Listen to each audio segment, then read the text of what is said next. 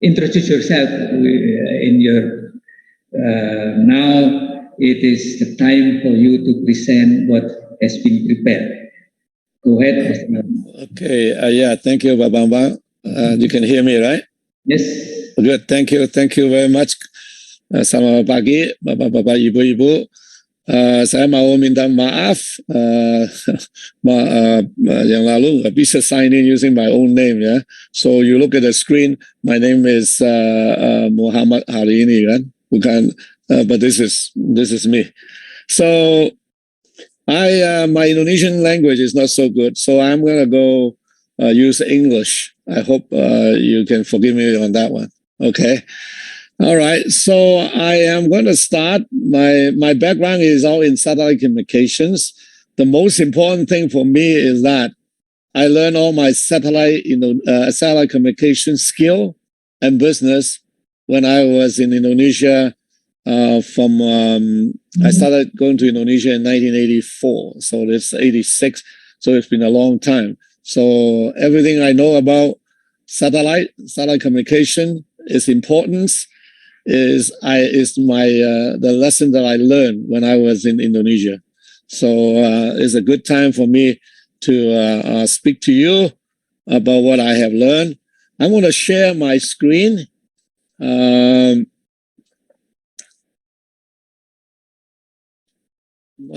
hope you have seen my screen. Yeah, Babamba? Bisa lihat nggak, Pak? Yes, yes.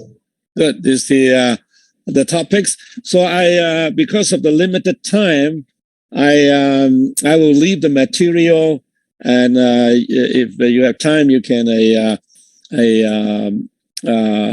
go through some of those material more in depth on your own. Now, let me maybe start with saying that by no means I'm an expert, even though I am in the satellite communication for a long time. As the satellite industry is changing and getting a lot of different new technologies and new way of doing work. So I hope I can provide the data for all of us to go in and look at this particular industry from a different angle. So I have prepared a little bit background on the satellite communication in Indonesia, and a little bit about the space economy, how big is the satellite industry, and we'll talk a little bit about the GPS, and talk about the Earth observation satellite and remote sensing. And finally, we give a little bit more discussion on one of the more important subjects is how to narrow the digital divide, right? So that's the subject. And if we have time, we're going to talk about a new business called junk, space junk. And why do we have so much junk out there? And we can talk a little bit about that if we have time, right? So maybe I ask the first question to the audience. What object or image will connect you or me or any one of us with the word satellite? What do you see when you see something? I know that's related to satellite. When you see an image, I know that's the satellite. Now, what kind of objects or images will connect you to satellite? Maybe we can try one of this.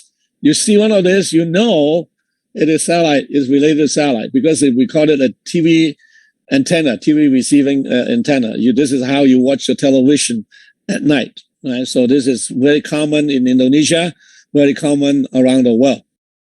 Right?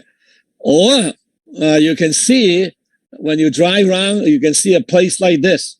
You see, okay, there's a lot of antenna. I know this place is related to satellite. By the way, does anybody know where is this place? This is in Indonesia.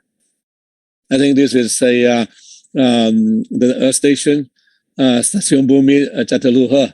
It's about 100 kilometers from Jakarta. It's one of the most beautiful Earth stations one have built. Right?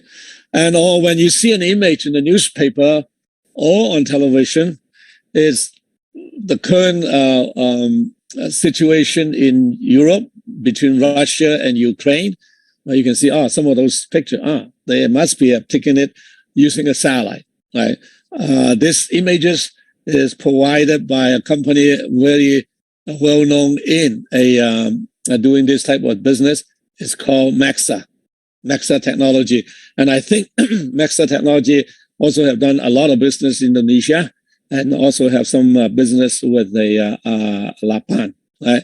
So Indonesia, and when you see things like this, will you think they are related to satellites? Maybe.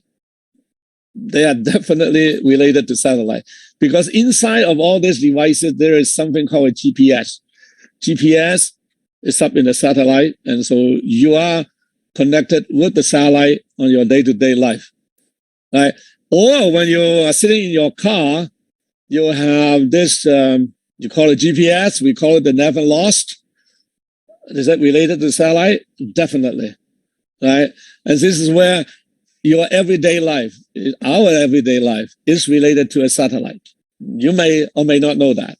So we will continue to explore what other things that you experience also related to the satellite. You say, well, I'm sitting in an airplane, I'm doing my internet, I'm watching my movie, I'm doing my email. Then you got to ask yourself, how are you being connected to the internet? Again, this can only be done on using a satellite. It cannot be done anywhere else. Also, when you sit in a cruise ship, there's no cable connect you to the world, right? The only way you can connect with the other and anybody else is through a satellite. So the satellite is very much in our daily life. So there's something that we all need to remember, right? So this is how the satellite connect to the to your airplane through a satellite. Right. So how important it is, say, to your modern day life, right? Your day-to-day lifestyle without a satellite. What could be the economic impact to Indonesia? Say, let's say one example, if the GPS system is gone for one day, just one day, what is the economic impact? How much business is lost? How much is your world will stop? Your day-to-day life will stop. Well, we can explore a little bit about this, about the interest. Now, obviously, you say, oh, I use the satellite, I use it to watch television. We all do that, right? But your mobile phone, for example, would not work without the satellite. Because in order to make your cell phone work, there is something called a synchronization. And the synchronization normally is done through the GPS satellite. So again, without the satellite, will be, not. Of course, we talk about the watches. You walk out and you go out and take a walk, how to walk. And without that, your GPS, without the GPS, that would not work, right? Cruise ship, people say agriculture, not possible. Yes, agriculture is have relationship with satellite. News gathering, for sure, we know that. CNN broadcast the news, and you can see a little satellite dish. And kok mati itu? Baterai phone tiba-tiba kepencet.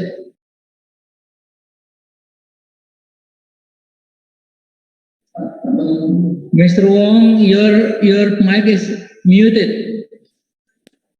Is that okay now? Yeah, okay, yes. Yeah. Oh, I hope I didn't mute it for long. No. So all these activities you see is related to satellite. Now, what about Indonesia? Is that a hotbed for satellite communications? And let me trace a very few quick history for you. Indonesia is the first Asia country to have a domestic satellite system. It's the #1 country in Asia to have a satellite. It's the #3 in the world. You can see the date on this stamp. This is the first day cover, July 8, 1976. That's the year Indonesia launched its own satellite to provide communication to its people. right? So Indonesia is not a kind of a latecomer in the satellite industry. It is the first one into the industry back in 1976, right? So you can see this the stamp much bigger. This is where the company, the telecom company, I don't know, a lot of people may still remember, it's called Perumtel, it's not Telcom. Right. So this is your master station is the Jibinong. Right. So this is a very proud moment for Asia through the Indonesia's vision of launching a satellite. Right. So this is a very important event for Indonesia and for Asia Pacific. Right. So the naming of the satellite obviously is called, the first satellite is called Palapa. Right. Now where does that come from? Apparently it comes from Sumba Palapa. Is the oath claimed by your prime minister at that time, right? With the objective of to unite the archipelago and to realize the dream of Indonesia for prosperity and for just society. So the satellite has a very big meaning in the society. So this is where the name come from, Palapa. Right? Since then, Indonesia has launched a lot of satellites, and I can see Palapa B. I was not there yet, and B2P, so on and so forth. You can see since then, Indonesia launched a lot of satellites. Actually, is one of the hotbed. All my company called Comtech loved to go to Indonesia. Actually, that's how I spent 10 years in Indonesia, and to do business in satellite, because the business opportunity in Indonesia is tremendous. So this is where all the satellite you have launched in the past, right? So now, also Indonesia also claim it has the largest communication satellite in Asia by the name of Satria. Now, this particular satellite will be launched next year. It is cost about 545 million. It's going to be run by PSN, right? By Ari also, which is one of the pioneers of satellite communication in the world, not just for Indonesia. He's very well respected in the Satcom industry. Right? So this is one of the another achievement from Indonesia. So this is why Indonesia satellite communication is very much linked together, and there's very good reason for it. Obviously, Indonesia have a big population, a lot of island to connect them together. The satellite is probably one of the better. In some cases, it's the only option to do that. So also, Indonesia is also making its own little smaller sat, which is a very big business now. It's no longer a little business, and do the Earth observation. LAPAN is one of the organizations who do that. This is one of the things they been planning to do, and I think it's another indication of the importance of satellite communication to Indonesia. All right. Now, if you go back a little bit of history about Indonesia, we are not a very old industry per se. We only started in 1957, right? And the Sputnik is the Russian satellite launch. All it did is just beep, and that's it. They come back, but it proved the concept that you can launch something in the orbit and you can hear it. So this is where the start of the revolution. And since in the 1960s, and people, U.S. and Canada started to launch the satellite, right? So U.S. of course is the first one who launched this Intelsat satellite, and then it becoming and start the in 1976 the Marisat or Imasat decided to launch again. So you can see Indonesia is in the same time frame as the forerunner of satellite communication in the world, right? So you can now move forward. 1957, we have nothing in the space. Now, how many satellites we have in the space right now? Here's the some of the statistic from UCS, the Union of Concerned Scientists, so that they keep watching how many satellites is up there. So you can see about almost 5,000 satellites up there. Right, the United States have the majority of them. Of course, they are more in advance in launching the satellite. Right, so you compare back in 2014 in the table around here, the number is a lot less. At that time, the total number of operating satellite is only 1,167, whereas in last year, 2021, 4,800. And the good news and also the bad news, the number it can keep going up very quickly, right? So this is a country, which country have more satellite? And these are the country with the satellite.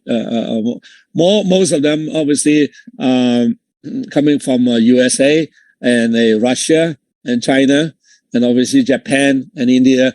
India also launched a lot of the satellite in the region, right? So this is the number will keep going up. How far would it go? Here's the orbit, the nation that dominate the satellite, and here's the people. There's a different kind of same thing. You see USA, you see UK, Russia, China, and Japan.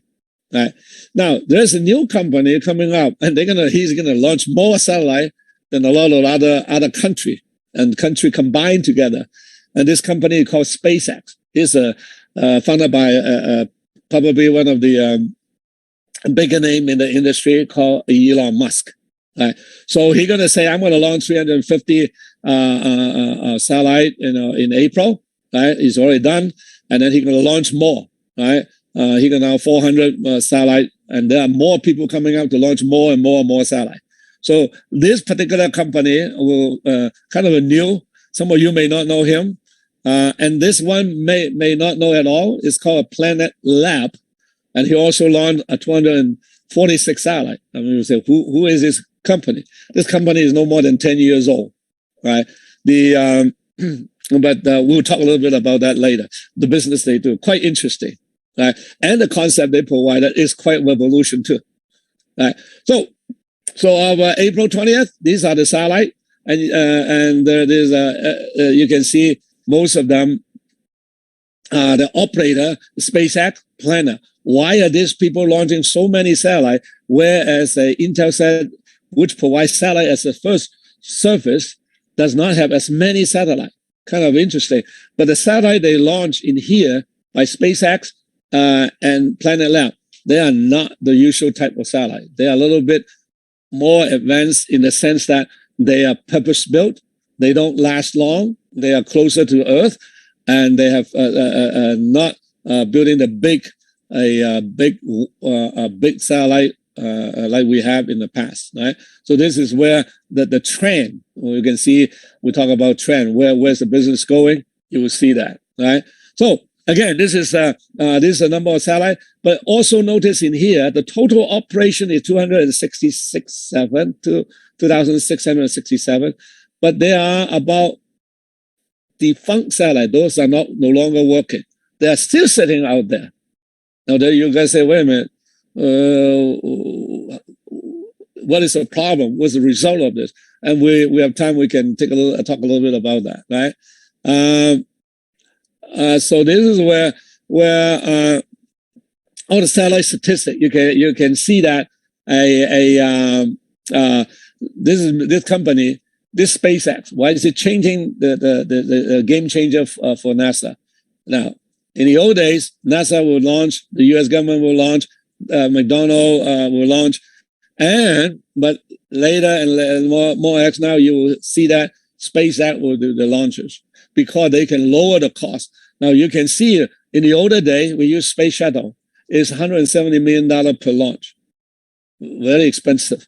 Now you keep them down, it's only $55 million.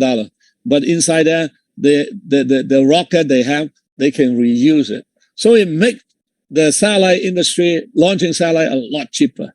So that's why they become a dominant player in the new industry, right? So how big is our economy?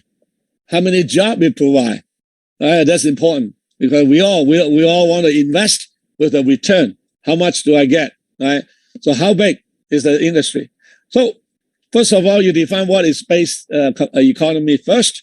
by definition, OECD have defined it back in 2012, and basically is that the activities, the use of the resources are to benefit human being in exploring, understand, and managing, and utilize the space. So the space is more than just satellite communication. Satellite communication is a major part of the space industry, right? So again, how big is this industry? So we take some report from the satellite industry report and take a look at that, right? So the total global space economy is about $300 billion. That's a lot of business. So it's not a very small business anymore, right? It's no longer one or two spacecraft out there. A lot of our activity, as you've seen in the earlier slide, our lifestyle depend on the satellite. So people keep launching the satellite, and they will launch more, right? So out of this, the satellite industry is about $271 billion. Now, that again, what is it used for? Telecommunication is still the bigger chunk of it. And there is a lot of activity in the remote sensing, which is you can call it a spy satellite. You can call it a Earth observation satellite. You can call it of course, the remote sensing satellite. And these are a lot of this activities. I think the whole industry, you say, well, what is the forward looking to the whole industry? Anybody want to give a guess how big the industry is, say, in 2040, in 20-some years? We can take a look at that. So out of that satellite industry, out of the satellite industry, you can see the breakdown. Television is about 88 billion, right? And this broadband access, which you hear a lot these days, it is about 2.8 billion.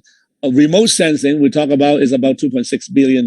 So there's a lot of this growth in our industry. Right? The ground segment equipment, which I'm a part of this particular business, ground. We're making ground equipment, mean the antenna, the up and down converter, power amplifier, the satellite modem, the platform, and all the things that associate with using the satellite. Right? So that is about $150 billion business, right? So from a U.S. perspective, look at the U.S. What does it mean to U.S.? Because they have more statistics, so I kind of like to use their statistic currently is about 350,000 people is employed in this particular industry, right? So there's a lot of people involved in a 271. Or 375 in US is about 200 billion. So there's a lot of business involved with the people involved in here, right? So looking further down, 2028, what do you see? So you see the number of satellite going up, multiplied by 400%. The demand of the satellite is up by 67%. On the average, every year, you will launch almost 1,000 satellites. That opened up a lot of business opportunity. So obviously, what does it mean to a country in Asia, and more, and in particular in this particular case, what does it mean for Indonesia's economy, right? So this is I think there's a lot of work can be done to provide economic growth in our industry. Right. Okay, we're going to go 2040. What does it mean? When I go further down, you said, okay, you combine all, if you add all these numbers together, now this is research done by Morgan Stanley, it is about $1 trillion business, $1 trillion. So that is a lot of growth, a lot of opportunities, a lot of engineering need to be involved, a lot of science and research need to be involved. So it's a wonderful news to us looking at in this industry, right? So you said, okay, where is the business go to? Internet. Why internet is important? Then we will touch base a little bit more on that. And a consumer broadband television is always here, but you can see it's a little bit smaller than this thing because a lot of the television will come into the internet domain anyway, right? So there's a lot of a growth for us in research, for us in as an engineer, a tremendous amount of business opportunities, right? So you look at the satellite. What is it? How is it being used? The majority of still about 59% is used in communications, right? Communication to connect people, to provide broadcasts. Those are still the most dominant activity of the satellites.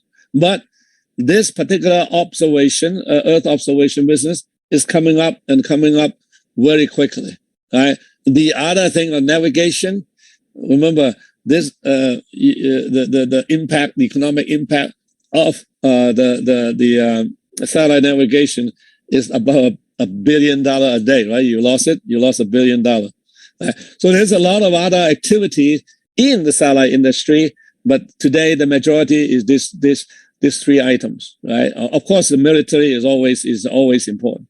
This area, right? So we just talked about the GPS. Why do we need GPS, right? We all know what GPS, right? It's just where your location base. You tell you where you are, how you get from one place to another place. This is how. Now it started by the U.S. Air Force, right? So it always have to have about like a 24 satellite in orbit, and minimum of them is about like a 21 in function all time, because it divides into various planes for people to use. You can get your exact position if you have 4 satellites, right? So how would you do that? We'll find another time to talk about the how what does it make, how does it work? How does the GPS put together? How does it work? But it's too detailed. We're not going to do that here. So this is where the United States has started this.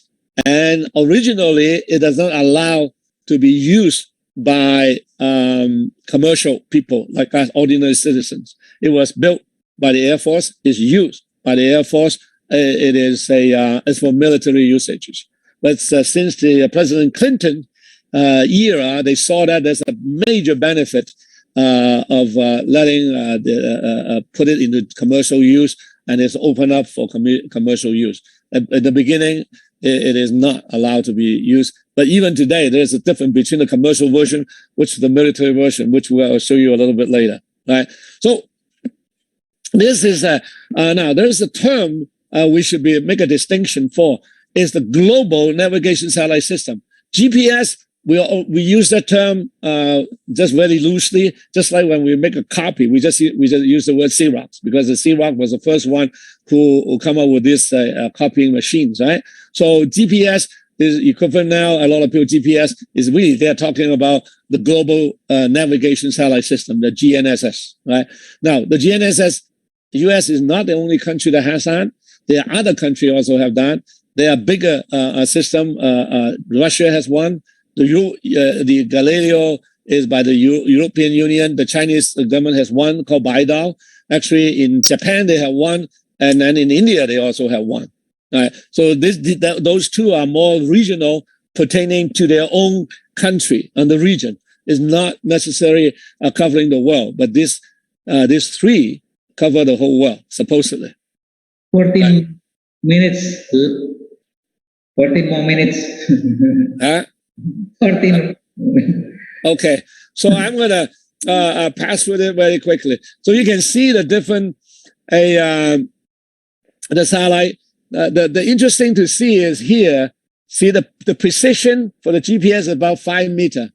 But if you look at the European, they make a distinction for public is 1 meter and 1 centimeter for military usage. You can see how accurate the can be, right? So this again is tell the difference that why people are interested in India building this one. So their accuracy is a lot not as big as the tight as the other ones, right?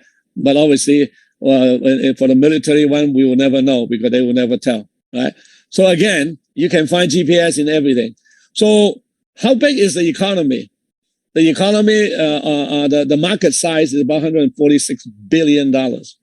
That's a very big, again, a lot of things can be done with and the Asia Pacific, the GPS market is basically the fastest growing market in this sector.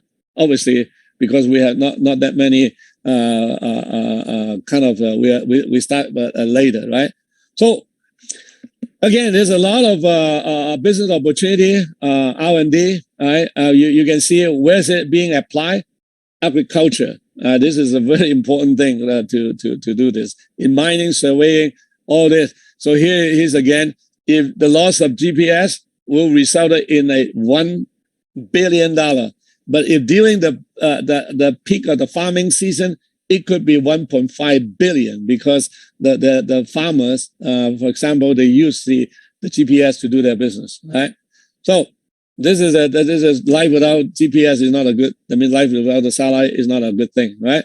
So the remote sensing, very quickly, remote sensing is getting more and more important because of the images that you saw during the Russian war, right? The remote sensing is basically composed of two words: remote, from a far location; sensing, you can feel, you can perceive, you can understand what's going on in that location.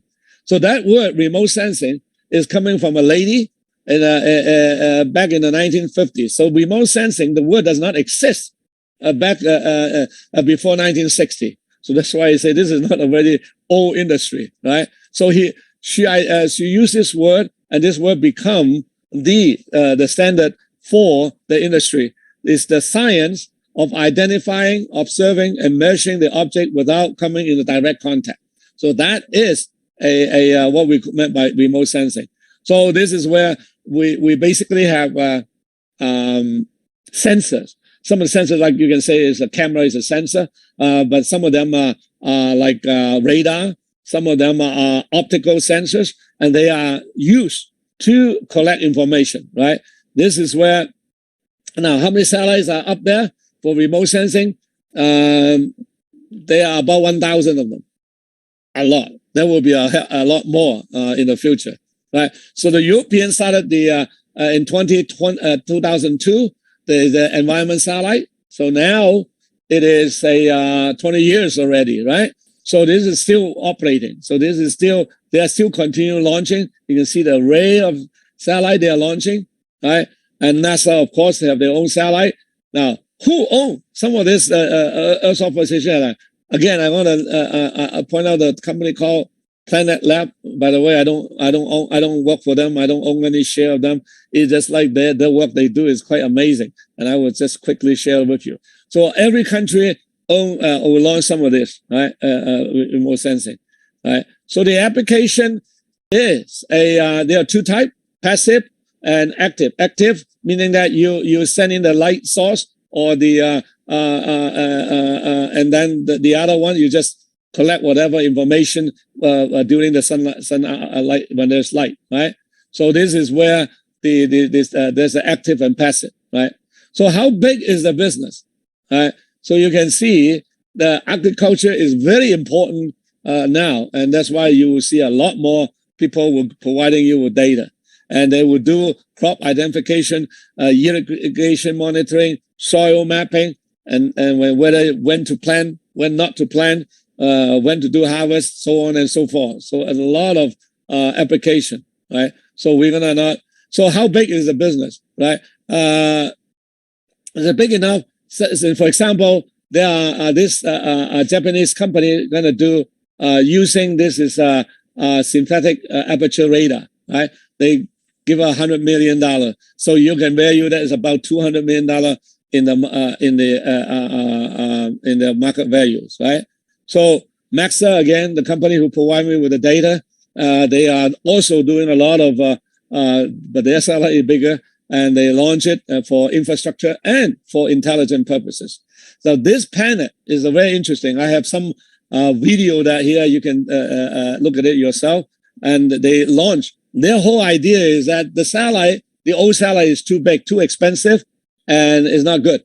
So they started a business called CubeSat, right? So the little satellite, how big is it small? 10 centimeters, 10 centimeter.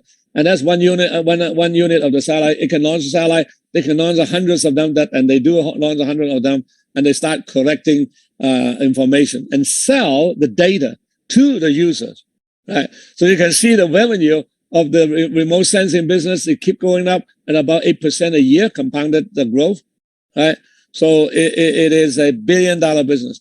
Now, this particular company, again, is image. They do synthetic radar, aperture radar. So that means they allow a scanning more depth, right? Their resolution is down to 30 centimeter, right? So again, they are investing. There are people who pay them $179 million to invest in them, right? And today they have evaluated about 500 million. So that is a good return on their investment, right? So this is the, now we are going small. The satellite industry is going small. So you see 80% of the satellite, 16% of the is small sat, right? So now 94% of the spacecraft launch and then is small sat. So you can see the satellite industry is going smaller and smaller. Small sat, this is what we measure by small sat. I measure by the kilograms, right? How big is it? So it's about under 600 kilograms. That's where the small sat is. This company is formed by the NASA, right? The CubeSat. The whole idea is that the problem with the satellite too big, too difficult. So people give them money, and now they are generating about $113 million in revenue, right? So now this is another new business. This business is turning into insight. You get all the data. What does it mean? Now they're going to use use AI, artificial intelligence, to make sense out of the data. So this is where is another direction that the country can go into, is to make sense of the data they got. Right. So now, what about your neighbor? Now Singapore is investing about $90 million for the space industry. $90 million. Actually, this number is more than $150 million now, right? So what are they doing? They are doing the small Earth observation satellite, right? So this is what they are doing. They are building all this. You can see this small satellite here and there, right?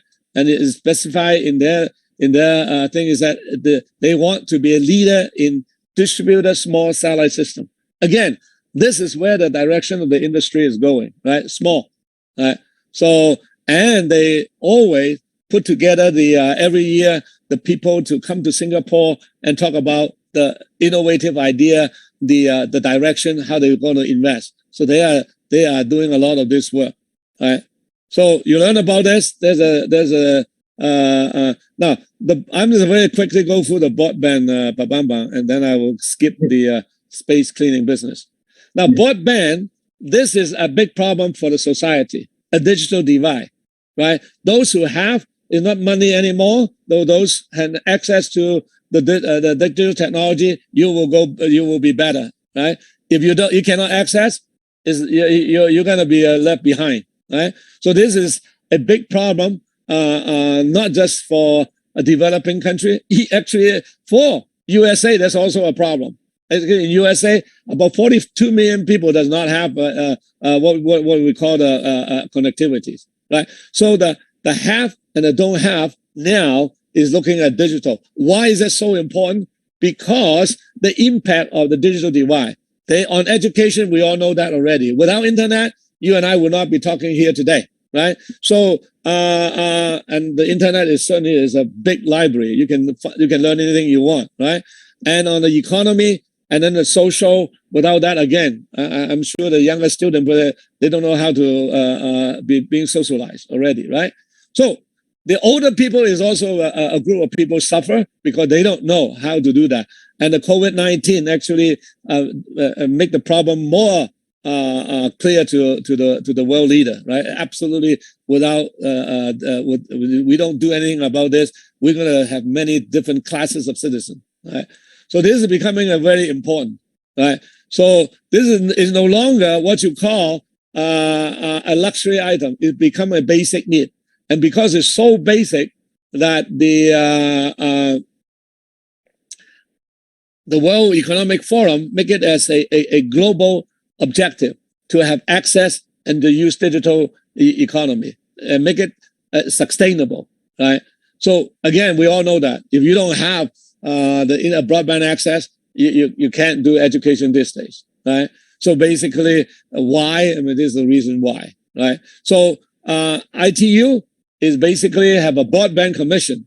I have a 2025, 4 years from now, in connecting the other half.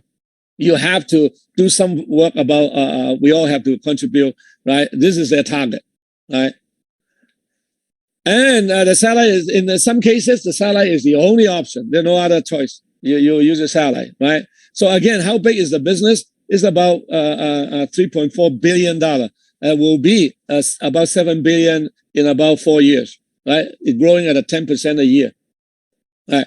So this is a company, Asia Development Bank, give them the money to start this satellite. Pacific, actually, they are in Indonesia. They provide service in Indonesia. Because the cost of using satellite, it keep coming down. That's why it make the broadband access easier, right?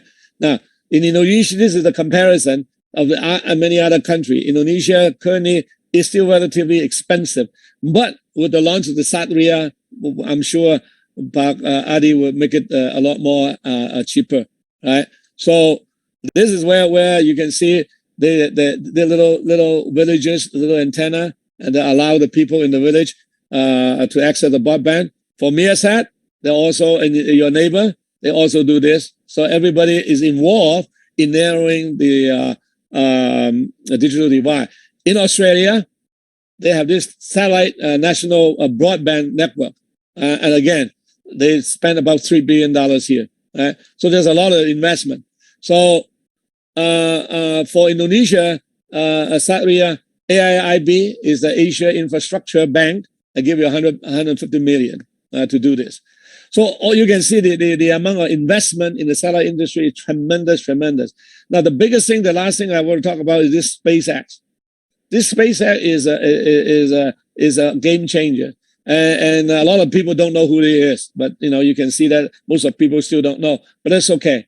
They are doing a lot of work in making the investment in here is $10 billion, right? But the question is, really? Are they just so generous to build a satellite so that the poor people can use the internet? Of course not. There's a business reason behind that. And you may, there's a very interesting article in here. I highly recommend you to understand why SpaceX is making a Starlink. Basically, somebody else is paying for it. Now, who is that somebody? Then you need to figure it out. They found a right business reason to invest in this, right? So they are looking at about $30 billion in how do they calculate this particular video. I will show you how they do that. Okay, Babamba, I think I'm going to stop here. It's good. Yeah. Sorry about the lengthy. We'll have a quick question and answer. Silakan teman-teman yang mau bertanya, mumpung ketemu dengan Mr. Patrick Wong, seorang alumnus dari Queensland University di Kanada dan alumni dari Telesat Kanada. Ya, dia graduate with honor dalam bachelornya. Mahasiswa-mahasiswa merupakan inspirasi untuk teman-teman belajar atau masuk dalam dunia telekomunikasi khususnya dan satelit, merupakan bisnis di masa datang.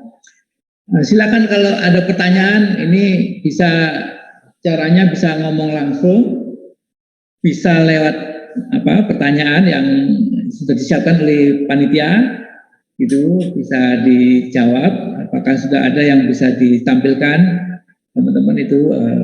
Intinya kan tadi itu Indonesia dari dulu leader di bidang telekomunikasi satelit, ya, dalam satelit di Asia dan bahkan di dunia, termasuk yang recognizable, ya, sangat dihargai gitu ya, keberaniannya dan visinya, dan itu akan kita lanjutkan pada yang baru ini. Nah, ini ada question buat dunia yang akan datang, ya. Pertanyaannya adalah Ya, akan saya baca ini apakah pengguna remote sensing hari ini sudah efisien untuk digunakan. Ini, bagaimana pemanfaatan satelit dalam pembangunan industri di Indonesia, khususnya aspek lingkungan dan bencana. Thanks. Ya. Did you can you get the question, Mr. Wong? It is how would remote sensing today, is it already efficient to use? The first question is. Second question is, how is satellite in industry development in Indonesia related to environment and disaster? Thank you. Okay, the remote sensing actually, as we look at the statistic, is going to grow at about 8% to 10% a year. So that means there's a lot of work to be done. And I think, personally, I think we are only at the tips of the beginning. We are a starting point. We're starting to understand those data. Remember I said that people are combining artificial intelligence, AI, and together with the data. Do we know how many like a data point is being collected every day, right? You're talking about a terabyte. It's not a megabyte, not a billion byte. It's a terabyte. And they have a lot of data every day, right? So with all those data, how do you make sense out of those data? But that's important. Data collection, I think the improvement of the data collection, it is still using like SAR, right? Synthetic aperture radar, and there are a lot of work need to be done to make the resolution better and better. Right? That is something that everyone will do, right? But I believe most of the work will be done in interpreting the data analytic, and there's a company is doing that. All they do is to tell you how you should read the data, right? So that, I think there's still a lot of work to be done. The second question, Babamba, can you say what's the question again? The benefit of satellite in industry development in the environment and disaster aspects. Oh, disaster! No, disaster. Again, disaster. Again, you use Earth observation satellite, right? Because you can see the crowd coming. Indonesia, obviously, the earthquake, and those are there's a different sensor. Those are a little bit different from that of the tornadoes, the monsoon. That you can see the cloud forming in the sky. Because the disaster, if we're talking about earthquake, they are probably a little bit more difficult for, I don't know, there may be some work need to be done how to monitor from a satellite perspective, right? But the industry itself in disaster, emergency communication, what we call is the emergency communication. Because during a disaster, the most important part is to provide a link so that people know what to do and the government agency know how to help the people that are trapped, let's say in a disaster situation. And I think there's a lot of work need to be done. In USA, which I know quite a little bit, they have an agency called FEMA, the Federal Emergency Management Agency, which coordinate all the effort, and he report only to the President of the United States. So he's not a cabinet member. So that's very important. The other one that I'm aware of invested a lot of money in disaster recovery. It is in China. Since 2008, they have 4 major disasters. They basically spend millions and millions of dollars. The third one is in Japan. Japan, because of the 2011, the March 2013, March 11, the tsunami, right? And overnight, they use up all the capacity of the satellite, right? And this is where I'm still doing some work in Japan for the nuclear reactor there, how to provide the communication link using satellite, of course, because no other way to get in. Satellite is the only way. So I think we still have a lot of work, and I think in all of the Asia Pacific region, in particularly, or maybe related to a lot of developing country, we don't plan. We don't like to spend money on something only used during the disaster area, right? Only happen not every day, maybe once, 2 months, 3 months, and sometimes we are not well prepared. And my experience is that we talk about a lot of them about how to be prepared, but most of the time, for many good reasons or bad reasons, doesn't matter. It's not done properly, right? I hope I answered that question that way. Yes. Okay. Any other question, Bamba? Yes, we still have 6 more minutes. Yeah. Good. Can I ask question, please? Yeah, you can ask question. Go ahead. Yeah. Mr. Wong. Yes, sir. The development of satellites so fast. So they need the frequency arrangement. So what is the trend of using the frequency? Is they come up to the like KU, KA, KA up to the phi. What is the trend for the frequency utilization? They come up to the phi yet or not yet? Are still playing in the low frequency around 4 gigahertz. There is for the X of KU band. Right.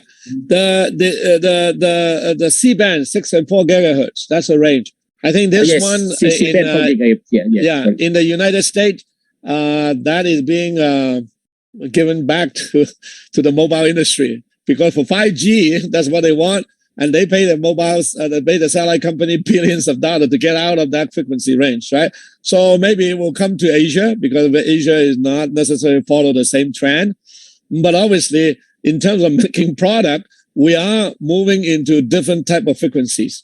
KU is satellite usage only, right? 14, 12 gigahertz.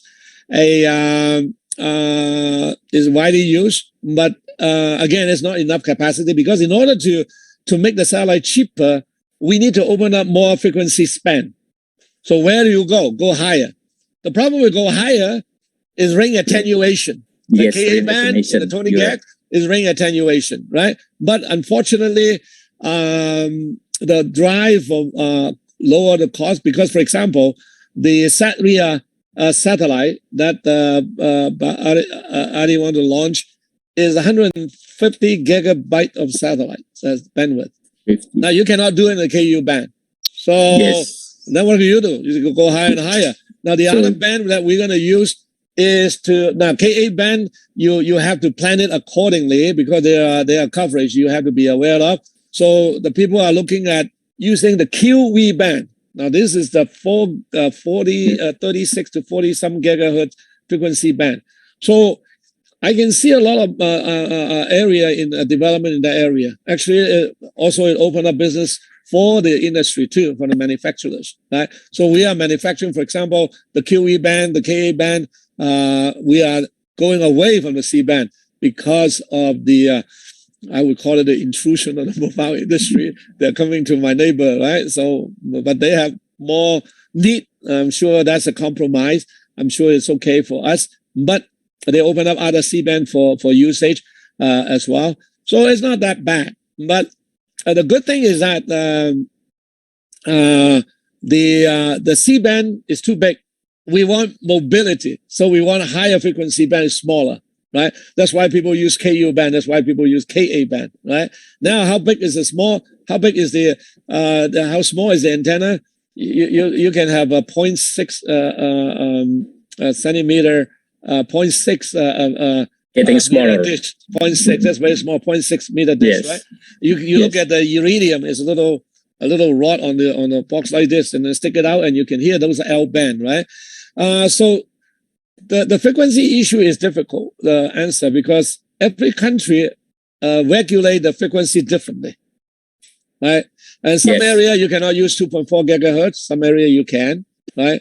So, and for example, in Japan, they don't use C-band that much. They're most of them KU band. They use S-band, and you don't use S-band. So a little bit of a different country have different philosophy, different usage of the frequency band anyway. Yes. Okay, thank you so much. Pak Bambang, izin satu lagi Pak Bambang, boleh? Ya, boleh ya. The last one ya. Yeah. Patrick, good morning. Good My morning. name is Sofian. Yeah. We know that currently Elon Musk is going to buy Twitter. Are there any connection between this strategic step with his Starlink satellite constellations? Talking about internet, yeah. Any connection between the buying of Twitter with this Starlink constellation? I think Mr. Elon Musk have too much money. Just like when people have money, like they want to buy toys, right? Now you look at the Elon Musk, obviously he, because of the success of SpaceX, right? He launched the satellite. He instantly become the industry's darling, right? And he get contract. All the launches contract now goes to him, right? And the things that I think he is more interested to launch to find the money. He's a businessman. Don't forget this. They are not doing it for charity. Okay, his ambition is not this. His ambition is go to the Mars, go to a planet Mars. Right? He's not interested in this. His whole Starlink, the whole concept, the whole thing that he is working on is to find money to success his dream. Nothing wrong with that. You have a dream, you find a way to get accomplish that. It's very good. Now, his idea of the Starlink, how do you who will pay for it? Right? We don't know the whole story yet because obviously he doesn't have to disclose. He's not a public company. But from the filing from the SEC, we believe he will provide the linkage between the stock exchange, for example, between New York and England, and between England and New York and Singapore, for example. You know how much money people would pay for millisecond advantage? You were very surprised. People would pay. There even a private network. I think if I recommend you look at the video I have called "Why SpaceX is Making Starlink," you will understand some of the money behind that. Right? Nobody gonna do business subsidized. No government can do that either. Right? We all know we have to have a narrowing the digital divide, but somebody have to pay for it. Right? Somebody we have to take a salary to go home and buy food on the table. Right? So that the business must sustain on its own. And I think Elon Musk is very smart in that sense. He knows where to find the business. And in that particular Starlink, is amazing that the calculation is that it used like a laser in space. Right? Now, for those who maybe study physics, the laser, the light travel in the glass, which is a fiber optics, versus the light travel in the space up there, in the space is faster, right? In the vacuum is faster. That time difference, he will attract the business owners in the stock exchange. This is how he planned to make money that way, according to the interpretation of the filing. Personally, of course, I don't know. I don't work with them. I don't work for them, so I have no idea. But when I read the filing and the explanation of that, people think that's how he's going to make the money. He's probably about getting into the billions of dollars in revenue. That's why in one hand he can say, okay, I can give it to you for those who are in the more rural area. I can give it to you a lot cheaper price, but on the other side, I'm going to charge you a lot of money, right? But they are happy to pay, and that is the difference, right? So the Twitter, I honestly don't know why he want to buy them. I honestly don't know. Thank you. for that wonderful explanation. Take a look at that link. Why SpaceX is making the Starlink? You'll be very interesting because there's a lot of engineering in there. There's a lot of financial in there. It's quite interesting. It's about 15 minutes. It's a really interesting video made by a company called Real Engineering. It's quite interesting. Okay, Mr. Wong, thank you very much for a very informative, inspiring presentation. I believe all of us learn something about the new world that has come to us, especially on the satellite communication and remote sensing as well. I would like to give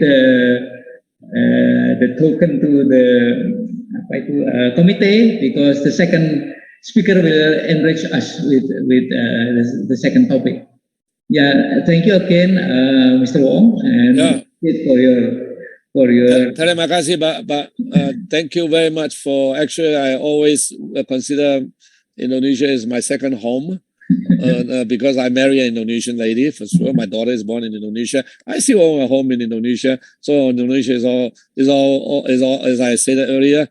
My career is a lot better with Indonesia experience. So I learn everything, and I owe a lot to Indonesia.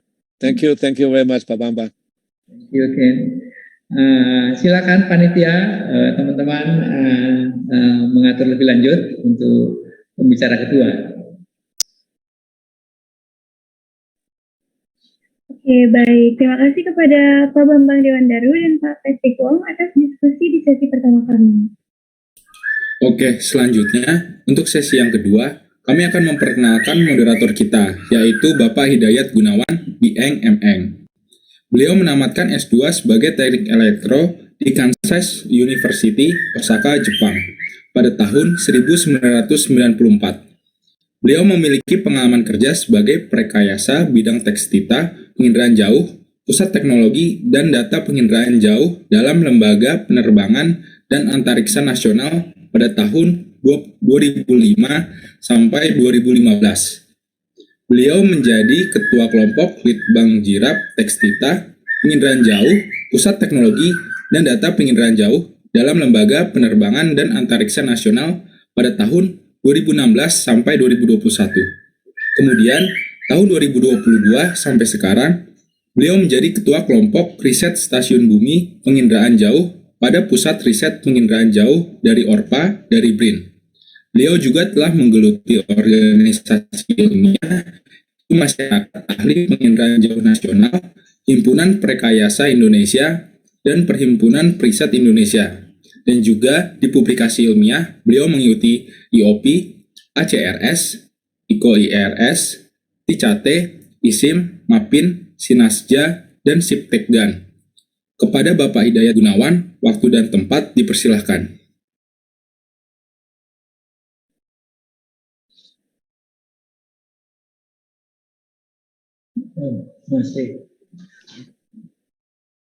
Terima kasih. Assalamualaikum warahmatullahi wabarakatuh. Selamat pagi Bapak Ibu dan saudara-saudari semua peserta webinar yang kami hormati, dan tetap semangat di pagi hari ini. Melanjutkan sesi paparan narasumber, kami Hidayat Gunawan sebagai moderator akan memandu acara selanjutnya. Sebelumnya kami akan mengenalkan profil dari narasumber. Sudah kelihatan ya. Jadi Bapak Dr. Diploeng Rahmat Arif ini sekarang menjabat sebagai PLT Kepala Pusat Riset Pengendalian Jauh. Kemudian jabatan fungsionalnya peneliti ahli madya di bidang radar, remote sensing, pengolahan data, dan AI. Kemudian rekam jejak di publikasi ilmiah, Google Scholar 4 dan Scopus 3. Untuk rekam jejak manajerial, sudah banyak pengalaman sebagai kepala kegiatan riset, baik itu di Insinas, PRN, LPDP, kegiatan KC dengan jaksa, kemudian banyak kegiatan in-house dari 2006 sampai 2019. Kemudian kolaborasi dengan luar negeri, ada kegiatan dengan Jaksa Jepang, Wageningen, University Belanda. Kemudian untuk pengalaman organisasi sebagai pengurus MAPIN dari 2022 sampai sekarang. Untuk pembimbing, banyak membimbing untuk disertasi, tesis, dan skripsi. Ini ada hobi, tenis, dan sepeda. Dan satu lagi untuk keluarga Pak Rahmat Arif ini termasuk yang harmonis dengan 1 istri, 4 momongan, 2 putra dan 2 putri. Mudah-mudahan tetap semangat dan bahagia. Selanjutnya kami serahkan kepada Bapak Ahmad Arif untuk menyampaikan materi berikutnya tentang peluang dan tantangan industri remote sensing dan implementasinya di Indonesia. Monggo Pak Arif. Oke, terima kasih Pak moderator Pak Hidayat Gunawan sudah memperkenalkan saya. Sebelumnya izin Pak Antonius, Pak Bambang, Mr. Wong, so I will Silakan,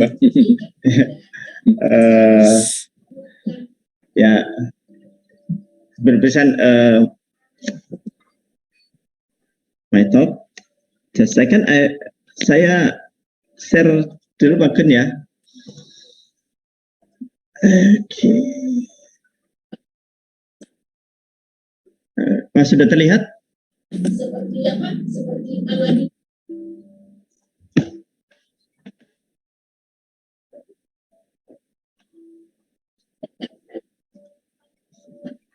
Sorry.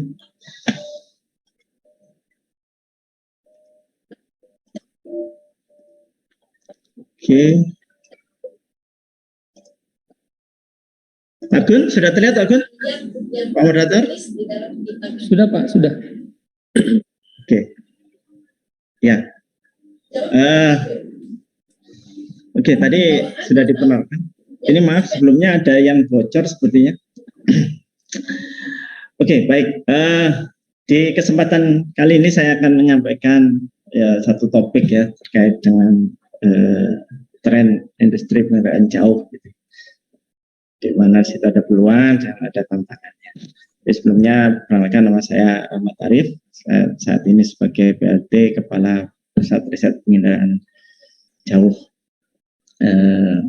Organisasi Riset Penerbangan dan Antariksa BRIN. Oke, saya berterima kasih ini ya pada hari ini, pagi ini diberikan kesempatan untuk sharing ya terkait dengan penginderaan jauh. Oke, baik. Ini saya lompati saja, mungkin Bapak Ibu semua satu aja ini tadi yang belum disampaikan. Monggo silakan, ini ada buku yang saya pernah jadi editornya. Ini bisa di-download. Ini mengenai pemanfaatan satelit radar untuk wilayah darat di Indonesia. Silakan, ini gratis untuk di-download.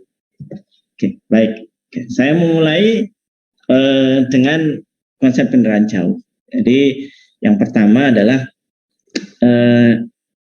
Indonesia ini adalah negara yang cukup luas ya, negara kepulauan yang luas dan membutuhkan, dan teknologi penerbangan jauh itu adalah salah satu tools atau teknologi yang dapat mengcapture atau ya mengobservasi bumi Indonesia ini dengan cepat gitu ya. Ya, ada beberapa keuntungan. Keuntungan yang pertama, keuntungan pemantauan dengan satelit dengan jauh, yaitu mempunyai cakupan yang luas. Jadi karena satelitnya sudah ada di orbit ya, itu terus menerus mengakuisisi atau mengcapture bumi Indonesia gitu ya. Dan ini dalam waktu 1 hari gitu sudah bisa tercapture semua wilayah Indonesia ya dengan resolusi rendah. Kalau resolusi tinggi mungkin akan membutuhkan waktu beberapa saat lagi. Kemudian mempunyai kelebihan lagi, perolehan konsisten. Jadi nah ini penting, perolehan konsisten itu, data itu kalau sudah diukur hari ini, nah besok pun juga diukur pada hari ini dengan nilai atau dengan bukan nilai yang sama ya, tetapi dengan sesuai dengan dinamika yang ada, ya. Berubahnya itu karena sesuai dengan perubahan yang ada. Jadi konsisten akan menerima nilai yang tetap, gitu ya.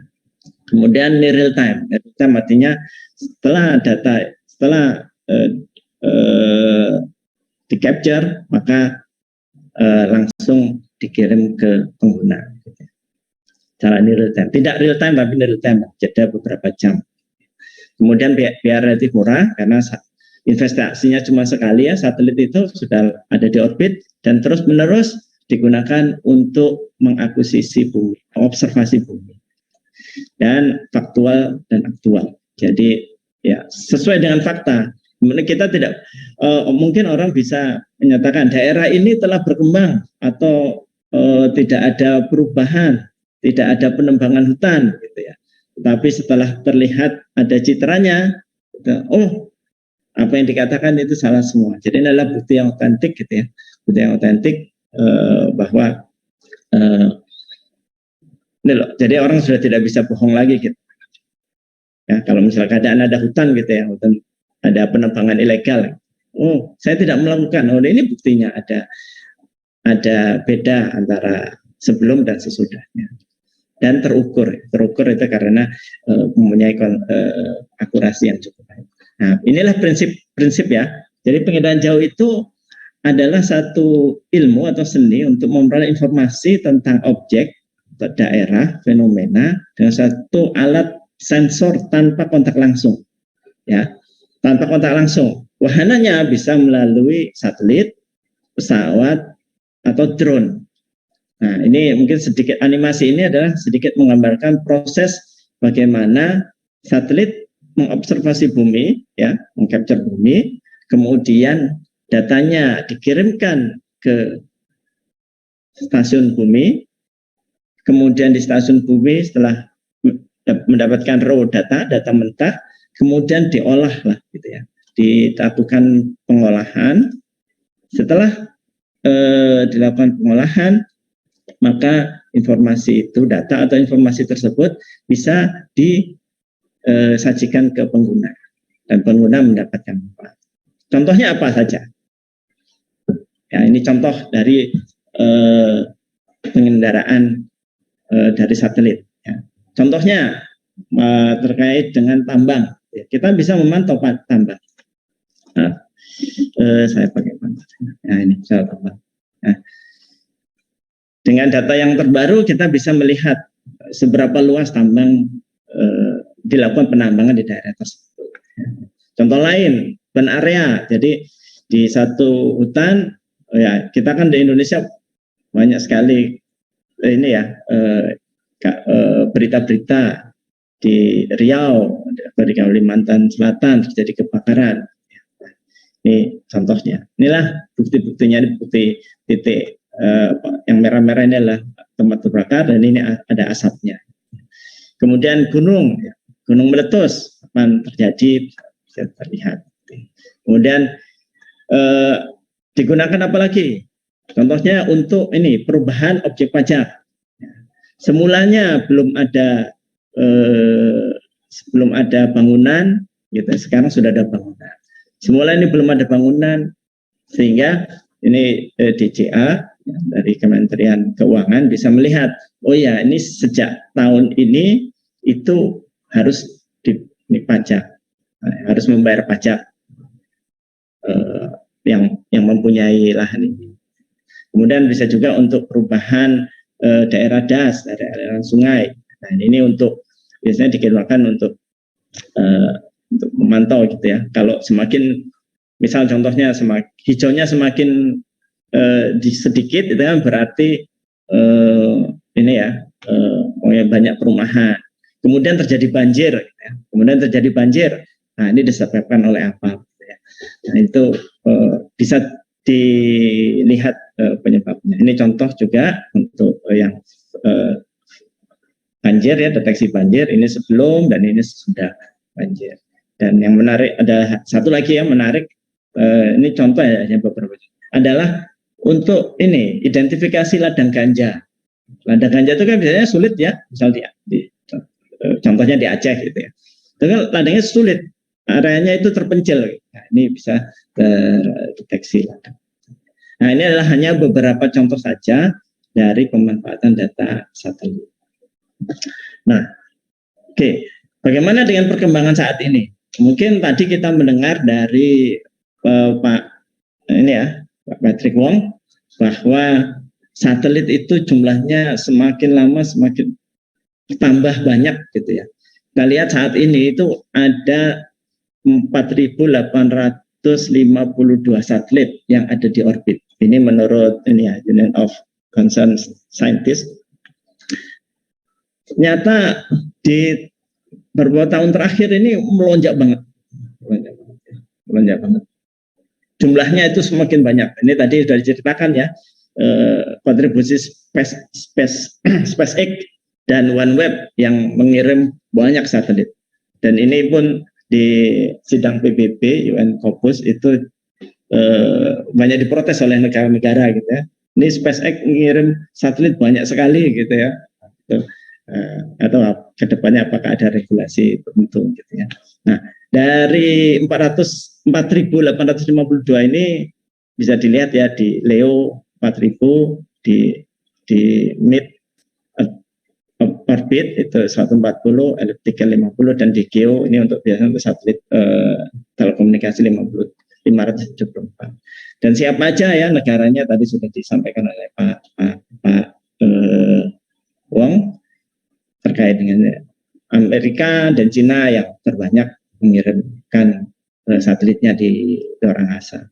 Nah, kalau dilihat dari tujuan dari hampir 5.000 satelit ini paling banyak adalah untuk komunikasi, dan untuk Earth observation atau penilaian jauh itu 1.000, hampir sekitar berapa ini? 20% ya, 22 sampai 20% itu untuk, kalau untuk ini hampir 2/3 kalau untuk komunikasi. Nah, saking banyaknya perkembangannya itu semakin cepat gitu, semakin banyak gitu ya. Tadi juga ada pertanyaan terkait dengan hal ini. Jadi potensinya masih luar biasa. Oke. Nah, khusus untuk pengendalian jauh, ini saya ambil nih satu slide dari ini web ini ya. Ini bisa dilihat. Penginderaan jauh perannya itu ada di 3 segmen kalau misalnya kita nih ya, 3 insight. Satu terkait dengan akuisisi, yaitu untuk memperoleh data. Dan di sini para ini ya perusahaan-perusahaan gitu ya, atau startup, bahkan startup juga ya, itu membangun dan meluncurkan satelit dengan berbagai jenis sensor untuk mengumpulkan different kind of data gitu ya, dari space. Ya, ini untuk remote sensing. Ya. Ini adalah data. Ini adalah contohnya dari Maxar disebutkan, Planet, Airbus. Ya, inilah adalah player-player di bidang untuk akuisisi data. Nah, data sudah ada. Kemudian ini ada 3 ada ini. Data, setelah data ada, maka orang-orang ini pada membangun gitu ya, membangun infrastruktur dan platform agar data itu mudah diakses. Ya, mereka mengembangkan infrastruktur as a service, platform service gitu, adalah gunanya untuk menyediakan infrastruktur untuk data dan processingnya, dan juga menjadikan data itu siap analisis. Nah, inilah pemain-pemain di dunia ini yang ada AWS, ada Google Engine. Ya, mereka menyiapkan data center yang cukup luar biasa gitu ya untuk menyediakan platform ini. Nah, ini untuk dan yang penting lagi, pengguna itu biasanya adalah memerlukan informasi saja, bukan data. Ya, oleh karena itu ini peran bagian untuk analisis data ya, merubah dari citra satelit menjadi informasi menggunakan AI, menggunakan teknik-teknik remote sensing ya, yang bisa diaplikasikan untuk para stakeholder, tidak hanya industri, tapi kalau di Indonesia kebanyakan untuk kementerian, Pemda, gitu ya, swasta. Dan juga ini ada insight tadi ya, untuk ini mengkonvert ya, merubah dari analitik menjadi yang spesifik gitu untuk tujuan-tujuan tertentu gitu ya, sebagai solusi. Dan ini sudah mulai banyak. Ini trennya istilahnya ada vertikal, kalau yang bawah ini banyak horizontal karena banyak digunakan. Kalau ini udah spesifik ke sektor-sektor. Dan yang terakhir adalah layer application. Inilah yang dibutuhkan biasanya untuk para developer ya.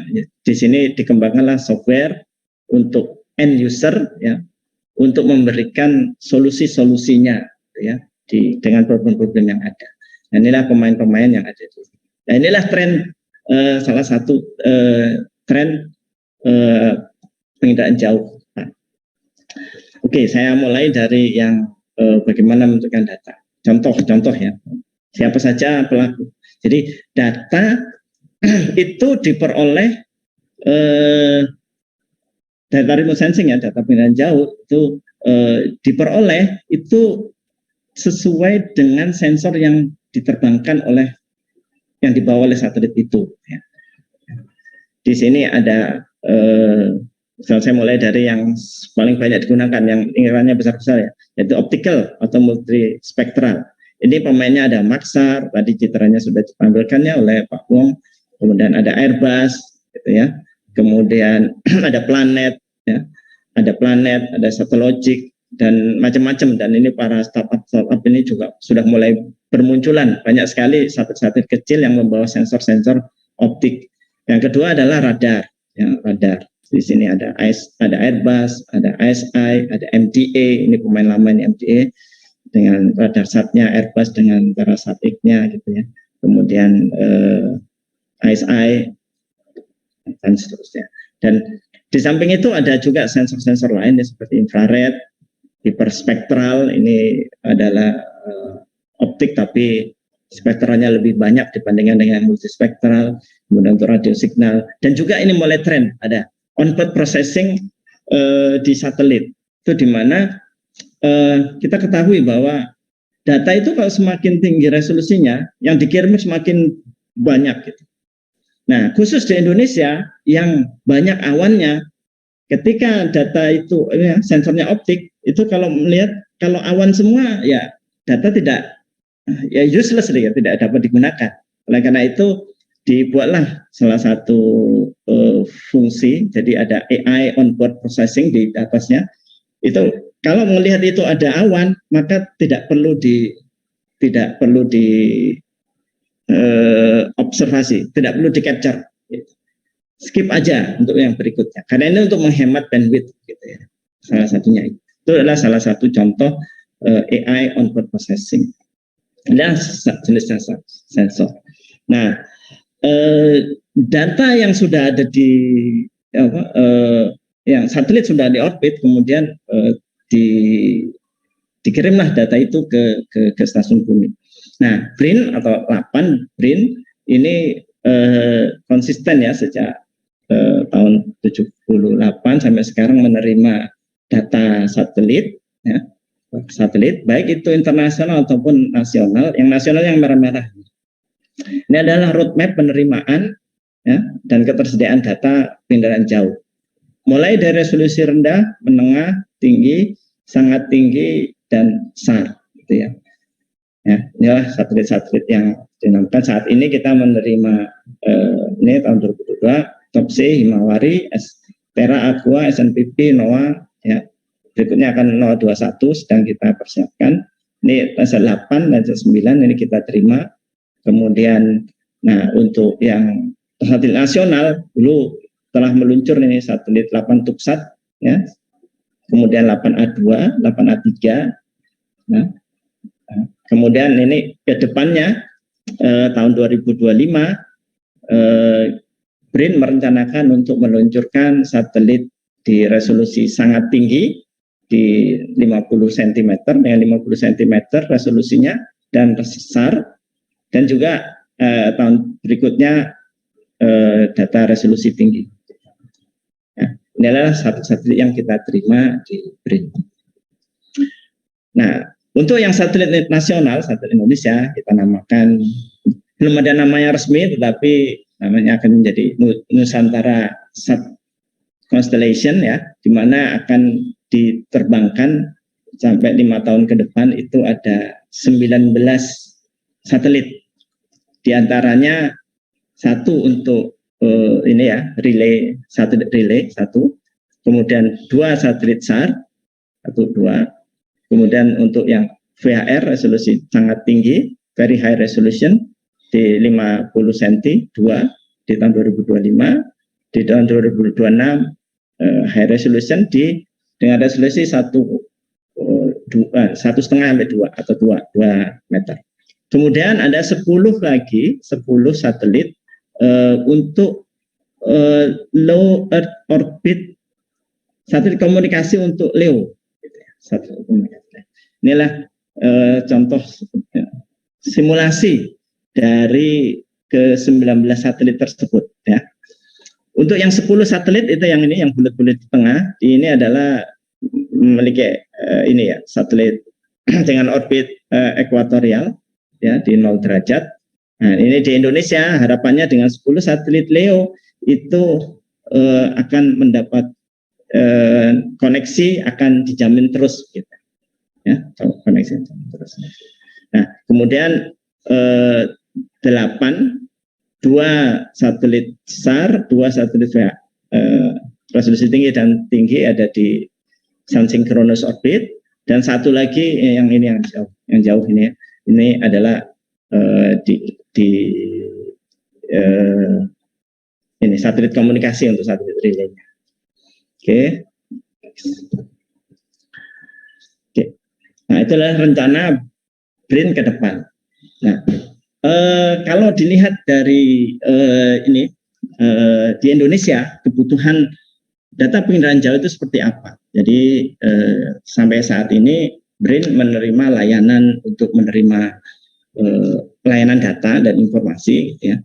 Jadi kalau bisa dilihat dari grafik ini, jumlah pengguna yang merequest data, memohon data itu ada tahun 2021 sejumlah 517 pengguna jumlah instansi, ya. Sebagian besar adalah di institusi ini di pemerintah daerah. Ya, ini biasanya digunakan untuk data untuk RT RW, RDTR, dan juga yang kedua adalah KL, TNI, Polri, dan instansi pendidikan.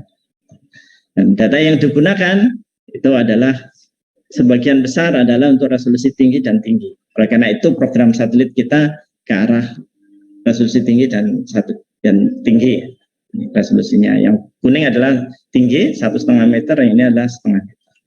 Kemudian tujuannya digunakan untuk sebagian besar untuk penataan ruang, untuk penelitian, untuk pertanian, dan kehutanan.